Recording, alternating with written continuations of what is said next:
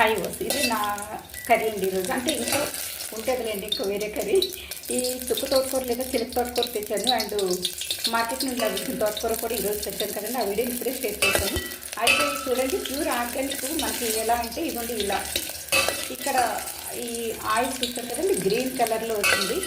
అంటే ఇది రిఫండ్ ఆయిలేనండి. అంటే ఏ ఆయిల్ కూడా మీకు తెలియదు కాబట్టి చెప్తున్నాను, రిఫండ్ ఆయిలే. కానీ ఈ గ్రీన్ కలర్ ఎందుకు వచ్చిందంటే ఇది ప్యూర్ ఆర్గానిక్ అండి. ఇక్కడ ఒకే ఒక ఇదిగోండి ఈ బిటర్ గార్డు, ఈ కాకరకాయ, ఒకే ఒక కాకరకాయ అండి.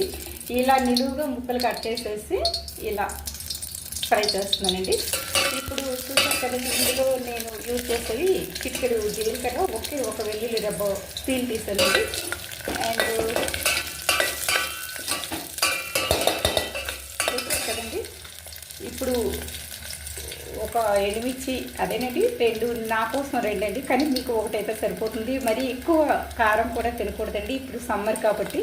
అండ్ రిక్వైర్డ్ సాల్ట్, పసుపు అండి.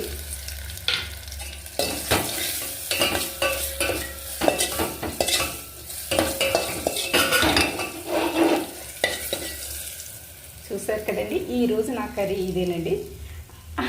అంటే జస్ట్ వెజ్జీ కర్రీ అయితే ఇదండి. ఇంకా ఉంటుంది తోటకూర ఉంది కదండి, అది కూడా ఫ్రై చేస్తాను. లేదంటే ఈగురు